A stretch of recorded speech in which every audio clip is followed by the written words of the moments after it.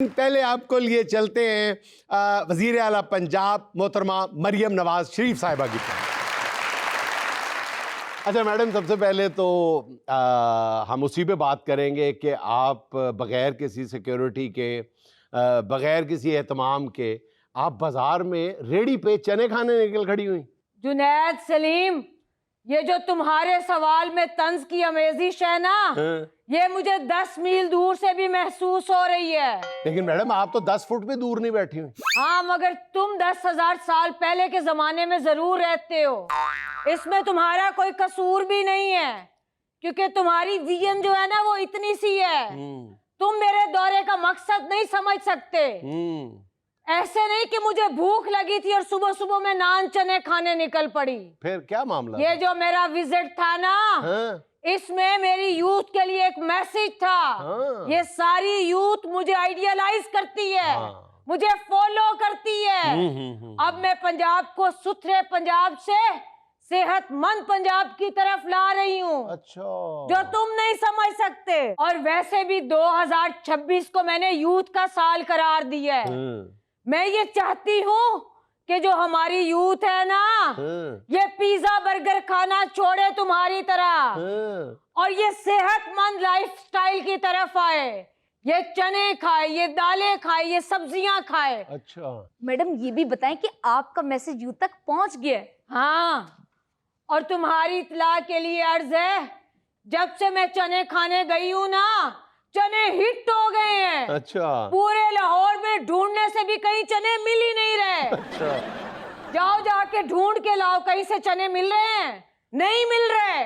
Madam, रात के वक्त तो चने मिलते ही नहीं हैं। आज मिल रहे हैं, जाके देख लो, लाइनें लगी हुई हैं, चने ट्रेंडिंग में आ गए हैं। 3 टाइम मेरी यूथ चने ही खा रही है। ये होती है पावर ऑफ मैसेज, ये होता है करिश्मा। और गामर दिमाग, तुम्हें क्या पता चनो की अफादियत क्या है। यहाँ एन के लगा के बैठा हुआ है। अगर बचपन में चने खाए होते ना, तो आज ये एन के ना लगी होती। ये क्या बात हुई मैडम? अब देखो, घोड़ा चने खाता है ना, कभी किसी घोड़े को ऐनक लगी देखी? हाँ मैडम, जो टांगे में जोते हुए घोड़े होते हैं उन्होंने एनके लगाई होती हैं। लो, एने वखरी अपनी रेबैन काटी। भाई, ज़हनी तौर पर तुम आज भी उकाड़ा के उसी गांव में ही रहते हो।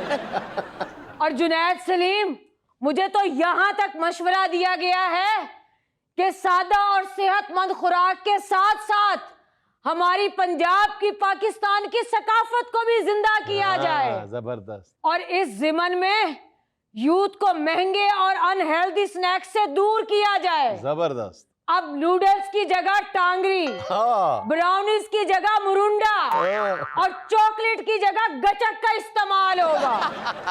मैडम, अब गला चूरन तो रह गया। नहीं, मेरे अपने मुंह पानी आ जाता है। सिर्फ यही नहीं, ये तो मुझे कह रही थी कि बच्चों की ग्रोथ के लिए प्रोटीन बहुत जरूरी है, जो कि मुर्गा महंगा होने की वजह से पूरी नहीं हो पा रही। अब मशवरा सुनो इसका। कहती है, जिन बच्चों के माँ बाप उनको मुर्गा नहीं खिला पा रहे, उन बच्चों को स्कूल में मुर्गा बनाया जाएगा, ताकि उनकी प्रोटीन की कमी पूरी हो। अच्छा। और फिर स्कूल में 2 मुर्गों की लड़ाई कराई जाएगी, जिससे उनको हालातों से लड़ने की ट्रेनिंग भी दी जाएगी। उम्मीद है अब कुछ समझ आई होगी मेरे वीएन की। फीके खरबूजे को शुगर फ्री कह के खाने वाले एंकर।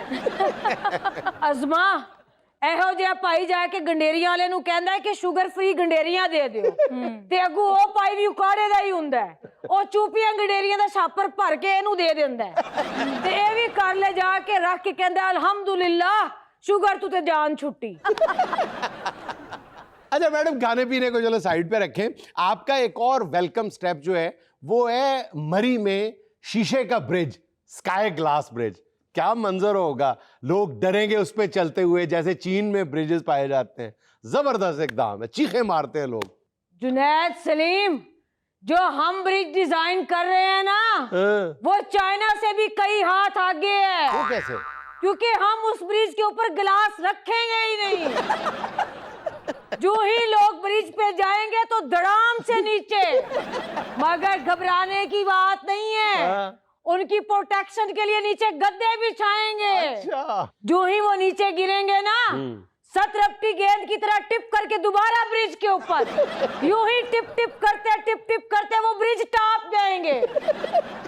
मैडम, मरी और गलियात की दीगर प्रोजेक्ट्स के बारे में भी तो बात करें ना। प्रोजेक्ट्स अभी नहीं स्टार्ट हुए, लेकिन बामी मशवरे बहुत सारे जारी हैं। अच्छा, क्या?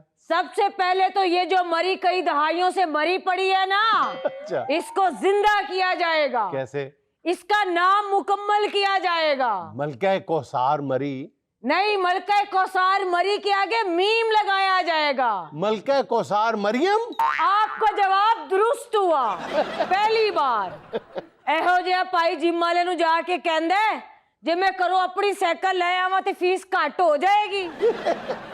बल्कि मुझे तो यहाँ तक मशवरे दिए जा रहे हैं कि मरी के बांदरों को नथिया गली के बांदरों की तरह बेयारो मददगार और अनपढ़ ना छोड़ा जाए।